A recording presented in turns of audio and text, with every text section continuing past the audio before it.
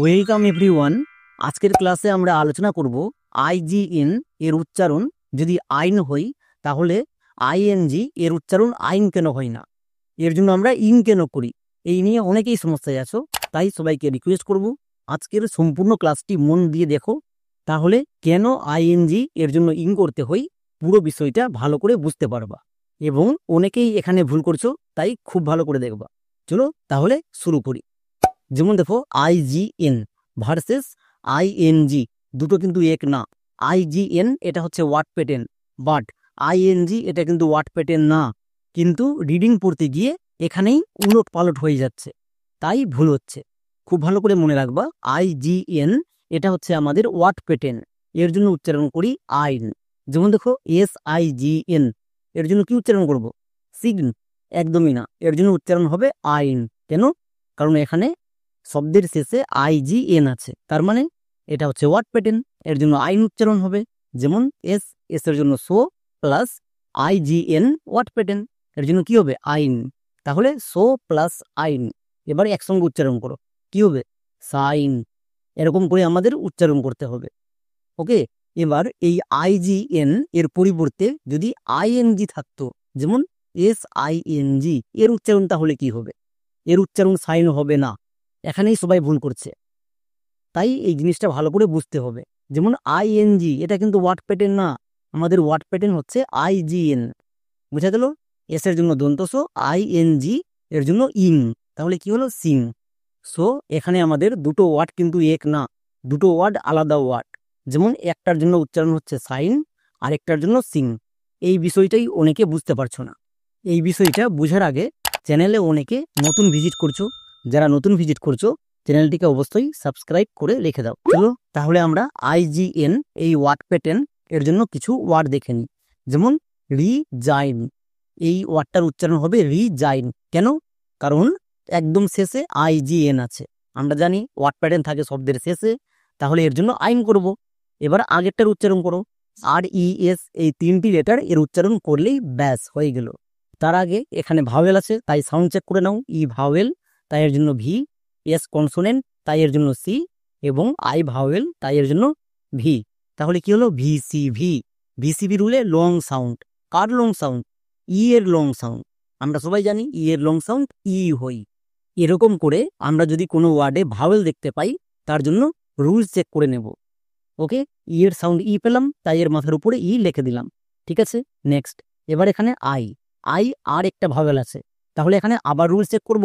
একদমই না, কারণ IGN এটা হচ্ছে ওয়ার্ড প্যাটার্ন, এর জন্য এক্ষুনি সাউন্ড পেলাম আইন। চলো এবার তাহলে উচ্চারণ করো। আর এর জন্য রো। নেক্সট এর জন্য হস্যই।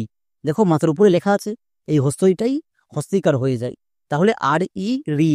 এস এর জন্য দন্ত সো হবে না। কেন? আমরা আরেকটা টিপস জানি, এস যদি দুটো ভাওয়েলের মাঝে থাকে তখন এস এর জন্য বর্গীয় জ হয়।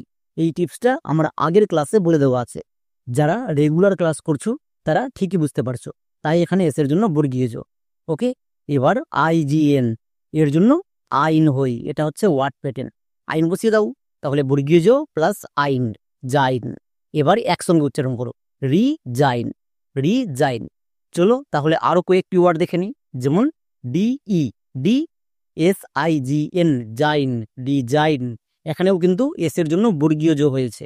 নেক্সট, CON, কন। SIGN, জাইন, জাইন কিন্তু না, এখানে সাইন হবে। কেন? কারণ দেখো এস এর এক পাশে ভাওয়েল আছে, বাট আরেক পাশে নেই, তাই এস এর জন্য দন্ত সো হয়েছে, যেমন কন, সাইন।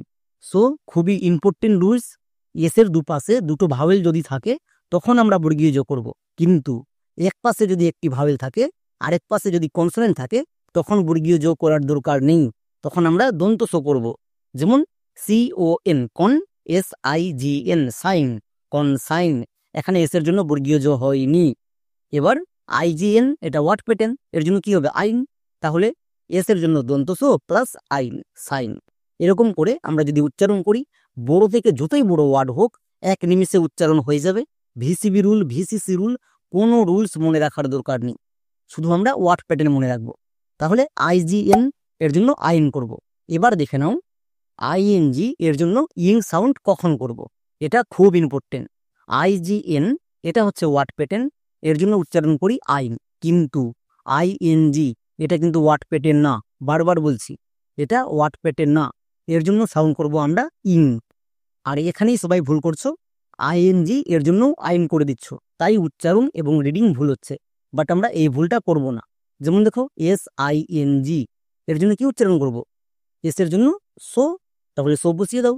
এবার ING কিন্তু ওয়ার্ড প্যাটার্ন না। যদি এন এবং জি উলট পালট থাকতো, মানে IGN থাকতো, তাহলে আমাদের ওয়ার্ড প্যাটার্ন হতো। ING কিন্তু ওয়ার্ড প্যাটার্ন না, এর জন্য ইং হবে। যেমন সো প্লাস ইং, সিং। এখানে অনেকেই ভুল করছো, তাই এই বিষয়টা খুব ভালো করে দেখবা এবং খুব ভালো করে মনে রাখবা। এগুলো ইম্পর্টেন্ট টিপস। যেমন দেখো KING এর জন্য কি উচ্চারণ হবে? কিং নাকি কাইন, কোনটা? সবাই বুঝতে পারছো, শব্দের শেষে ING আছে, তার মানে ইং উচ্চারণ হবে। যেমন কে এর জন্য কো প্লাস ING এর জন্য ইং, তাহলে কি হলো? কো প্লাস ইং, কিং। একে আমরা ভুল করেও কাইন উচ্চারণ করব না, মনে থাকবে। তাহলে আরও একটি ওয়ার্ড দেখো, যেমন CRY ক্রাই, ING ইং, Cry plus ing, crying. TRY try plus ing, trying. So ING এবং IGN দুটোই কিন্তু ভিন্ন ওয়ার্ড। ING থাকলে ইং সাউন্ড করব এবং IGN থাকলে ওটা আমাদের ওয়ার্ড প্যাটার্ন। ওকে, এই জিনিসটা খুব ভালো করে বুঝবা। IGN এটা হচ্ছে ওয়ার্ড প্যাটার্ন, বাট ING কিন্তু ওয়ার্ড প্যাটার্ন না। চলো এবার আমরা দেখে নেব, শব্দের শেষে যদি আই থাকে তখন সেই আইটাকে উঠিয়ে ওয়াই করতে হয়। যেমন সিটি, আমরা এখানে প্রথমে বানান করব। দন্তস এর জন্য সি, তারপরে হস্যিকার এর জন্য আই, তাহলে কি হলো? CI।